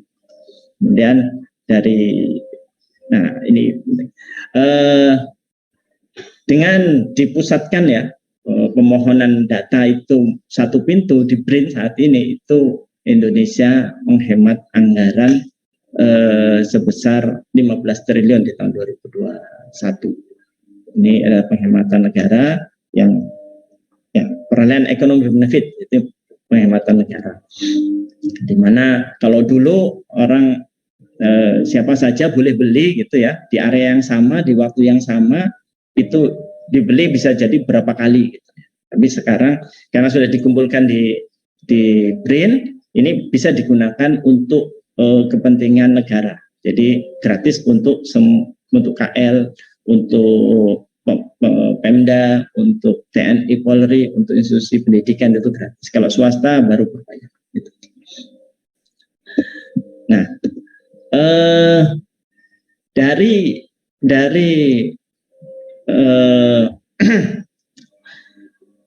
jadi dari permintaan tersebut, jadi kami melakukan lead bank, ya, penelitian, pengembangan dan inovasi ya untuk teknologi penginderaan jauh itu agar data itu terus kita dapatkan, makanya kita membangun stasiun bumi. Ya, kita membangun stasiun bumi. Kemudian stasiun bumi yang real time ya terintegrasi di Indonesia, kita ada 3 stasiun bumi di Parepare, di Bogor 1 dan di Jakarta 1. Nah di sini misal contohnya ada untuk 8 fire hotspot. Jadi dari data tersebut untuk yang resolusi rendah itu bisa untuk memonitor prediksi kebakaran hutan ya dengan kita melihat titik hotspotnya. Nah titik hotspot inilah yang akan diberikan kepada KLHK, kepada Polda, untuk penegakan umum daerah misal di Riau misalnya atau di Kalimantan. Kemudian kita mengembangkan dari data-data yang ada yang kami terima tadi, kami mengembangkan space map agar mudah diakses oleh para pengguna. Di sini pengguna bisa mengakses data mosaik, data ARD, analisis ready data, ya. Kemudian bisa juga mengakses katalognya. Inilah data ARD kita bisa diakses oleh semua pengguna, baik itu download ataupun melalui web services. Gitu. Kemudian inovasi berikutnya itu adalah untuk inovasi pemanfaatan. Jadi data ini dimanfaatkan untuk apa? Ya. Ini saking banyaknya aplikasi ini pemanfaatannya, mungkin saya singkat saja. Satu untuk sumber daya alam, itu misal untuk forest monitoring. Tadi sudah melihat ya untuk mining, ini untuk oil palm ya untuk pemantauan ini pemetaan kelapa sawit. Kemudian untuk padi ya monitoring fase pertumbuhan padi sehingga bisa memprediksi kapan panen, kapan memberikan pupuk, kapan mengirimkan mengirimkan alat berat gitu satu tempat gitu ya, itu bisa diprediksi semua dengan adanya informasi ini fase pertumbuhan padi. Kemudian ada untuk fishing ground untuk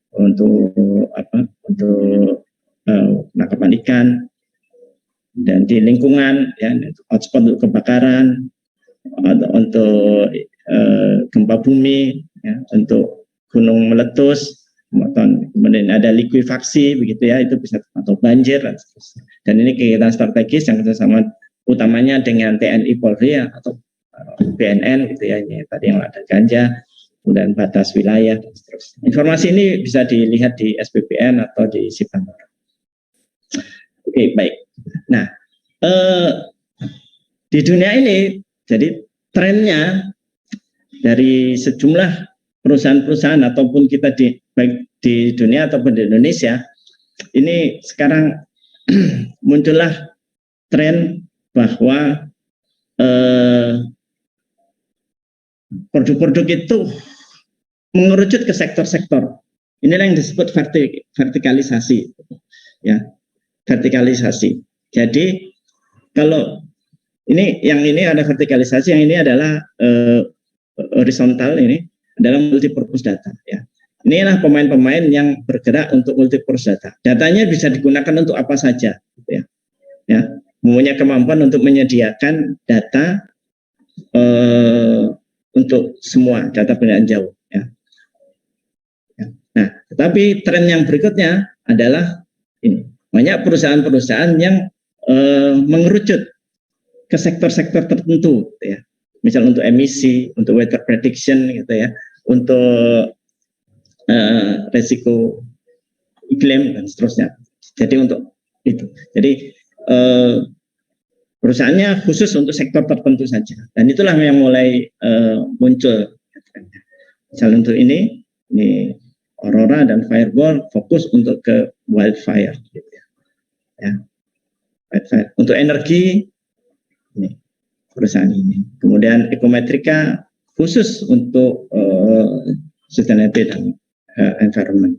Untuk pertanian juga begitu juga. Ya, ada Farmer Edge, ada Fluoresat, ya, ada Hidrosat. Ya. Jadi fokus ke arah sana. Untuk asuransi juga begitu juga. Asuransi pertanian, asuransi properti, gitu ya. Dan seterusnya. Dan inilah dan seterusnya adalah bidang-bidang itu. Dan itulah trennya ke arah sana. Jadi kalau mungkin para mahasiswa ini yang mungkin punya ide-ide startup gitu, fokuslah ke sini, ke satu topik-topik tertentu. Dan ini adalah sebagian besar ini adalah startup. Nah, di BRIN seperti apa? Ya, kami fokus melakukan riset, kemudian ini adalah contoh vertikalisasi yang sudah cukup lama dikerjakan oleh BRIN. Dalam hal ini kerjasama dengan KLHK, ya, Kementerian Lingkungan dan Hutan, ya. Ini adalah proses. Jadi kami yang 8 dan atau BRIN itu dalam kaitannya memperoleh data, menyiapkan pengolahan data dan pengolahan awan. Dan kemudian dilakukanlah penafsiran, dokumentasi, dan sampai membuat dokumen-dokumen untuk yang mendukung kebijakan untuk pematangan kehutanan. Gitu. Nah, ini adalah contoh salah satu vertikalisasi yang memang khusus gitu ya untuk sektor-sektor tertentu. Contoh lain ini adalah jadi 8 atau BRIN kerjasama dengan PT Marlin gitu ya untuk mengembangkan zona potensi ikan, ya, zona potensi ikan. Jadi para nelayan, ya, itu diberikan informasi terkait dengan informasi di mana di situ kemungkinan besar banyak ikannya, gitu ya, sehingga nelayan langsung diberikan informasi adalah lokasi mana mereka bisa menangkap ikan di sana.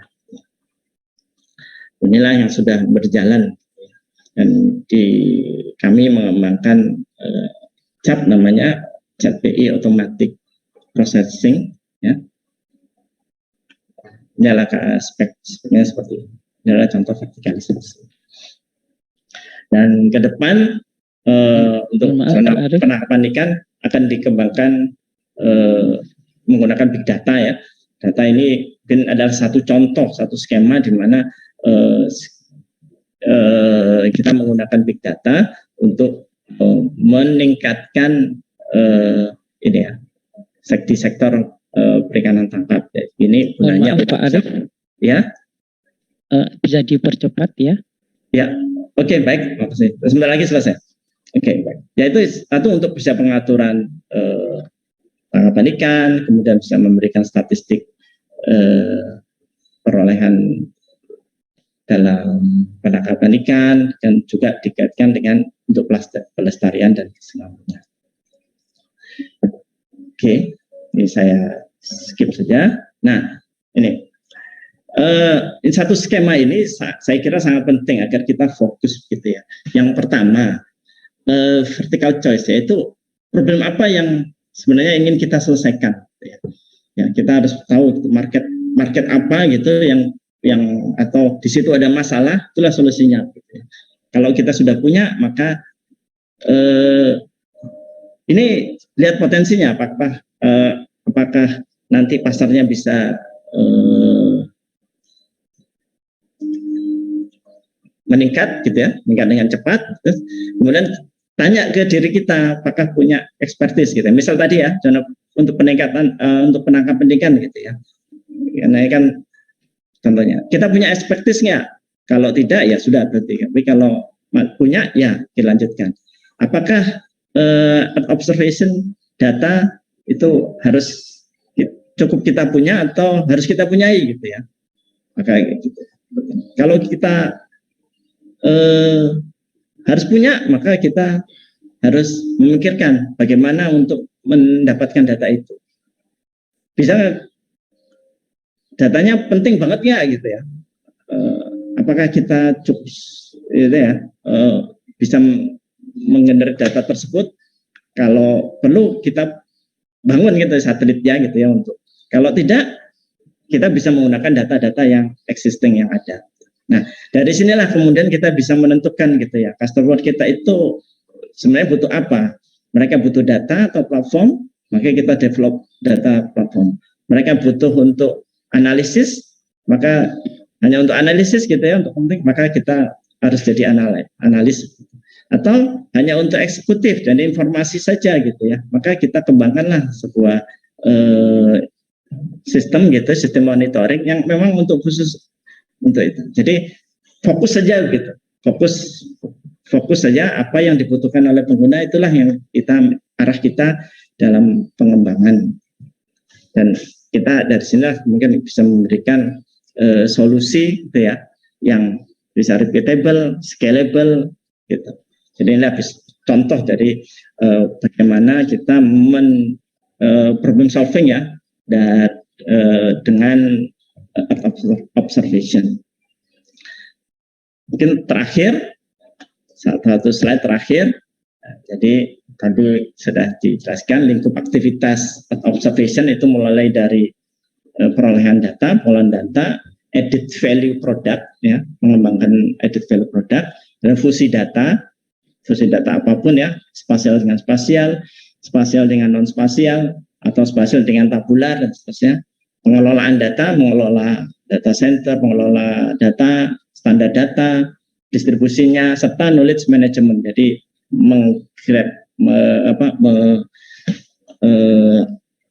setelah terkumpul data itu nanti akan muncul knowledge baru.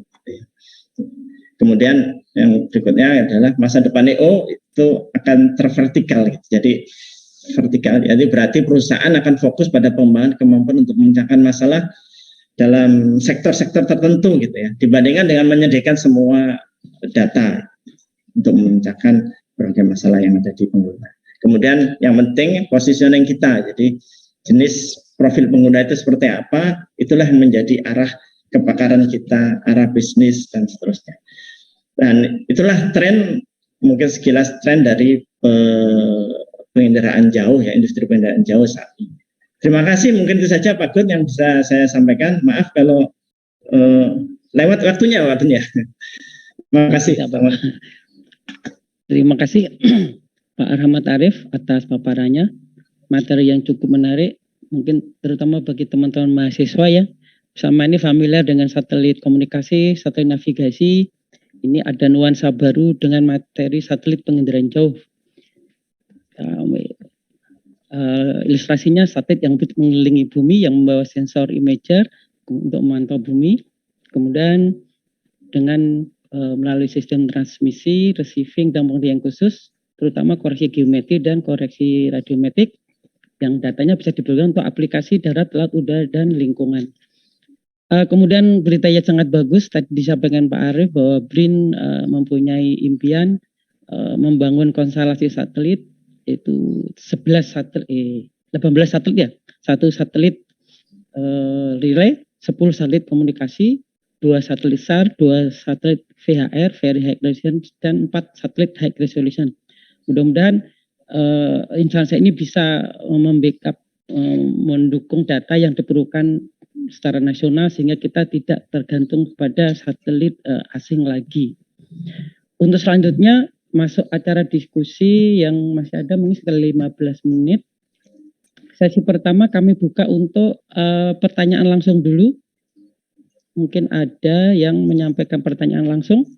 Silahkan sambil menunggu tampilan layar pertanyaan dari Google Form.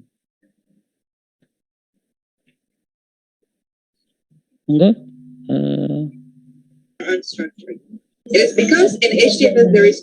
Boleh nanya, Pak Gunawan?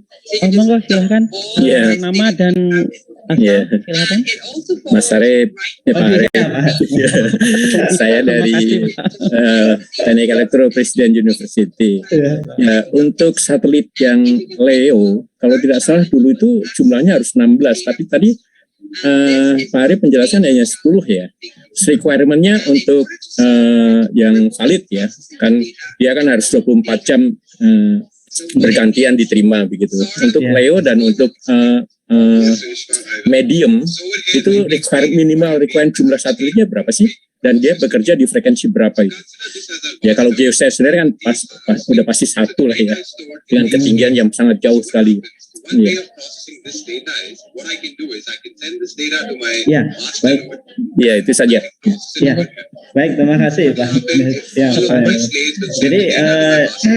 jadi tim kami menghitung jadi 10 itu adalah dihitung sesuai dengan coverage dari satelit tersebut. Jadi setelah dihitung di ketinggian LEO,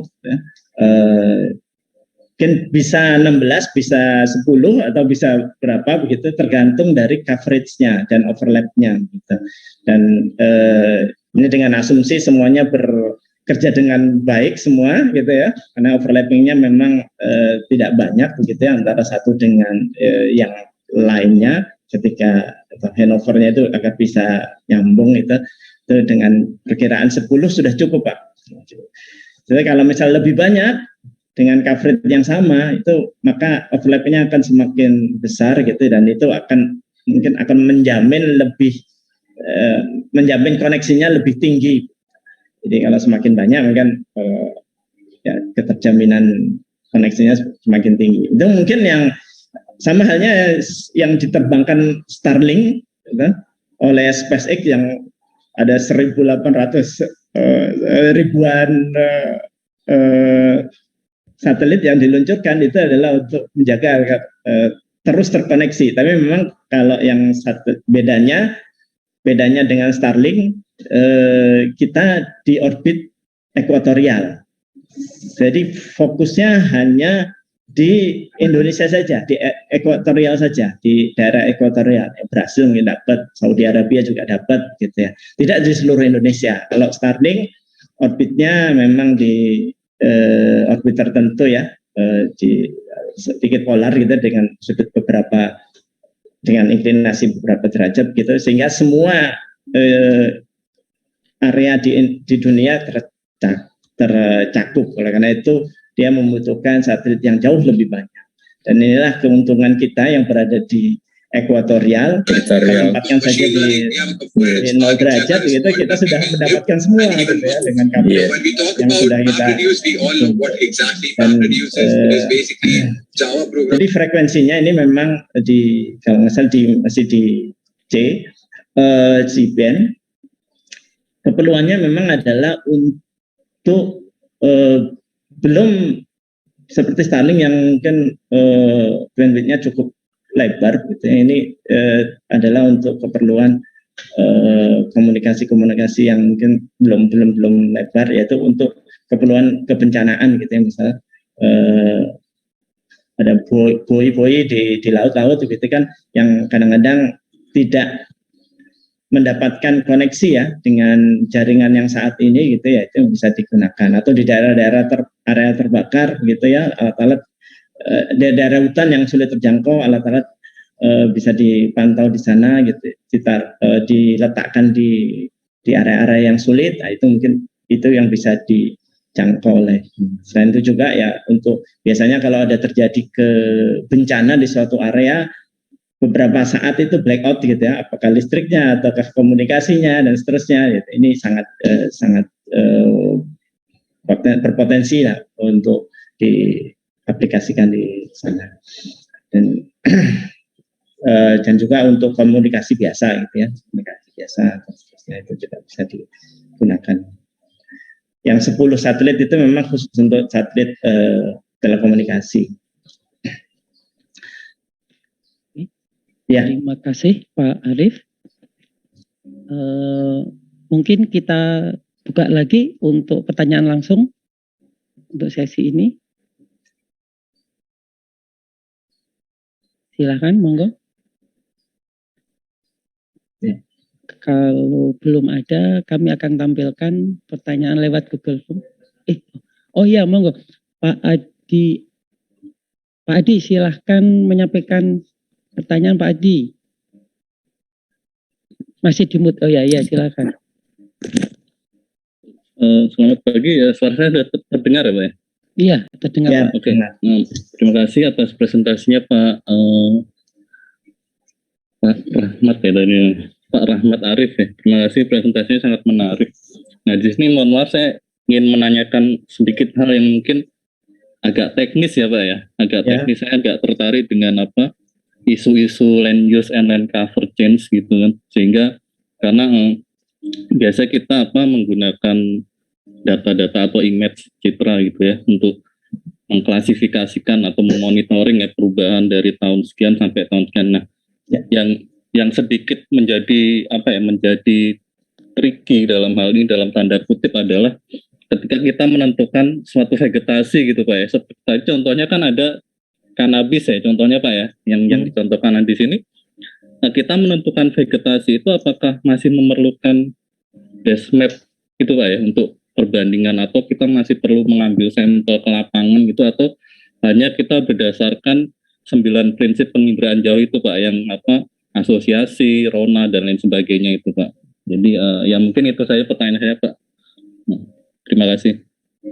Terima kasih. Monggo Pak Arif. Oke, baik. Ini mungkin kalau saya boleh jawab terkait dengan ini ya, membuat tutupan lahannya gitu ya. Contohnya tadi yang ladang ganja gitu ya. Misalnya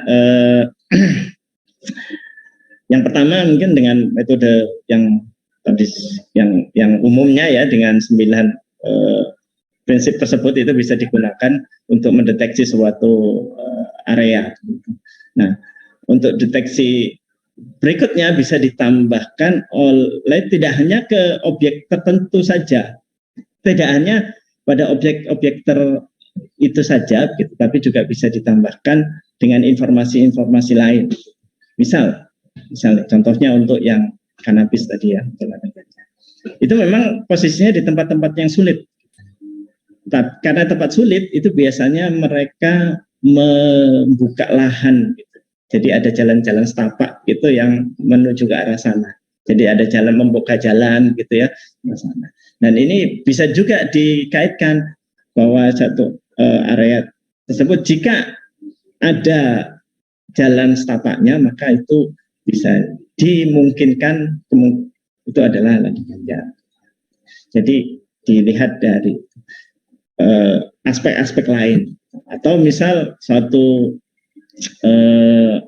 misal area pit gitu, area gambut gitu ya, itu ada biasanya di dekat-dekat sungai, maka dilihat itu dengan jarak sungai. Kalau jarak sungainya itu terlalu jauh, maka kemungkinan itu kecil itu. Tapi kalau dekat dengan sungai, maka jadi faktor-faktor itu ditambahkan. Ada juga mungkin metode bisa banyak sekali ya, ada metode konvensional atau langsung didelineasi, ataupun sekarang yang lagi tren adalah dengan AI, dengan artificial intelligence, apakah menggunakan machine learning atau deep learning seterusnya, itu bisa dimanfaatkan. Dan sekarang trennya semakin lama semakin banyak ini penggunaan AI untuk land use land cover gitu ya. Walaupun oleh beberapa instansi memang belum digunakan karena akurasinya tidak cukup bagus gitu ya. Mereka masih lebih percaya yang manual gitu ya, konvensional, yaitu dengan delineasi langsung gitu ya, yang memang membutuhkan pengalaman orang untuk detek gitu ya, dengan 9 prinsip yang tadi gitu ya, warnanya seperti apa, teksturnya seperti apa gitu ya, dan seterusnya. Nah itu, tapi kedepannya itu AI itu sangat berpotensi sekali, karena memang metode tersebut tidak perlu membutuhkan ini ya, orang gitu ya. Jadi itu sudah semuanya sifat otomatis dan akan mendapatkan informasi yang cepat gitu. Dan sekarang arahnya ke sana. Ya, mungkin itu yang sedikit secara global ya bisa menjawab itu. Kami ada kasus seperti contohnya teman-teman kami mendeteksi area kumuh gitu ya, area kumuh di satu kota. Gitu ya. Kalau langsung mendeteksi langsung dari citra itu memang akan sangat bias gitu ya. Tapi setelah ditambahkan, area kumuh itu apa? Misal jalannya kecil-kecil, gitu ya. Jadi diambil jalan kecil-kecil. Dekat sungai. Ya. Kemudian terkait dengan perairan. Jadi nanti mendapatkan data dari dinas di Pemkot begitu ya. Daerah area yang menggunakan air misal pakai air tawar atau pam gitu ataukah air sumur. Dan itu bisa ditambahkan informasi tambahan lain untuk mendetailkan gitu, untuk meningkatkan akurasi dari pemetaan tersebut atau tutupan lahan tersebut. Ya, mungkin sedikit. Ya, terima kasih. Terima kasih Pak Rahmat Arif atas penjelasannya. Ya. Terima kasih Pak Moderator, terima kasih semuanya. Iya, terima kasih. Ini 2 pertanyaan yang cukup mewakili dari sisi teknologi dan aplikasi. Memang remote sensing sangat kompleks. Jadi sisi teknologi dan aplikasinya harus saling mendukung. Mungkin selanjutnya pertanyaan dari Google Form bisa ditampilkan supaya lebih komprehensif. Oke. Ya, ini ada 2 pertanyaan ya dari Pak Joni. Bagaimana dengan koordinasi antara Orpa BRIN dengan badan-badan yang lain terkait di Indonesia, misalnya BMKG, misalnya dalam pemantauan tsunami dan gempa bumi? Apakah hal tersebut bisa diprediksi melalui citra satelit? Bagaimana Pak Rahmat Arif untuk Pak Joni? Oke. Iya, baik. Yang pertama, mungkin pertanyaan pertama, bagaimana koordinasi antara BRIN dengan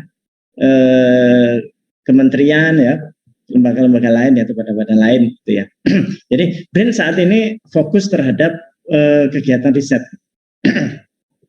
fokus pada kegiatan riset.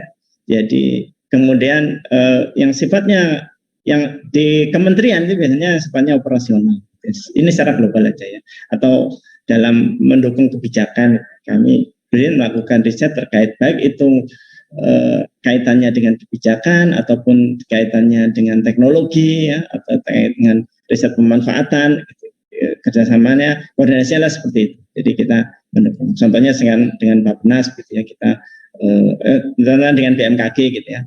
Beberapa mungkin hari yang lalu kita ada pertemuan terkait dengan kerjasama dengan BMKG gitu ya.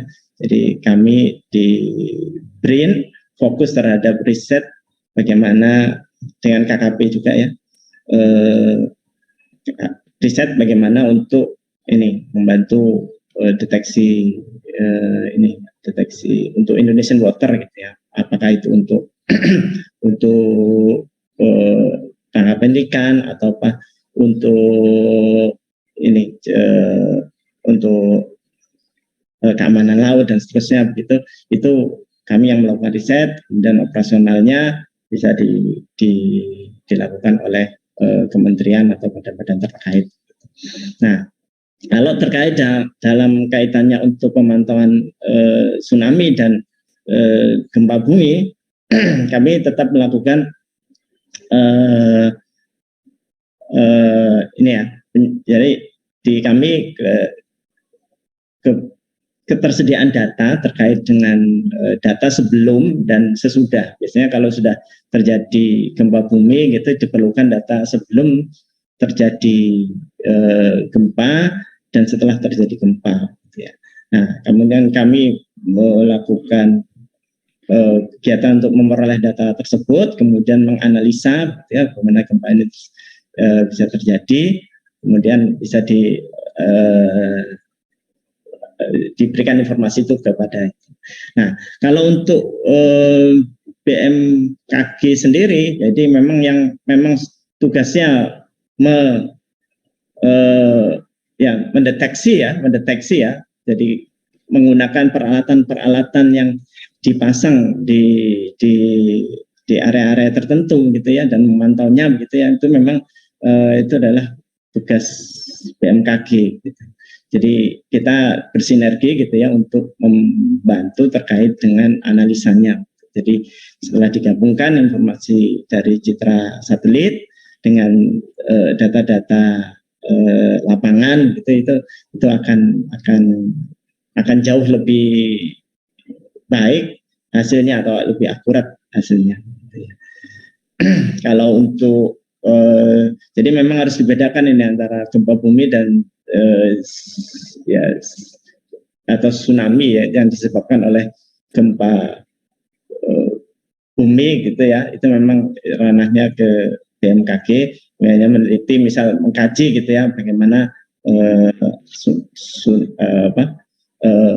meneliti, misal membantu BRIN malah membantu mengembangkan sensornya seperti BOI gitu ya, mengembangkan sensor-sensor atau sensor-sensor yang akan dipasang di daerah-daerah yang sulit gitu ya, di pegunungan ataupun di laut, seterusnya itu bisa bekerja sama dalam hal ini seperti itu. Kemudian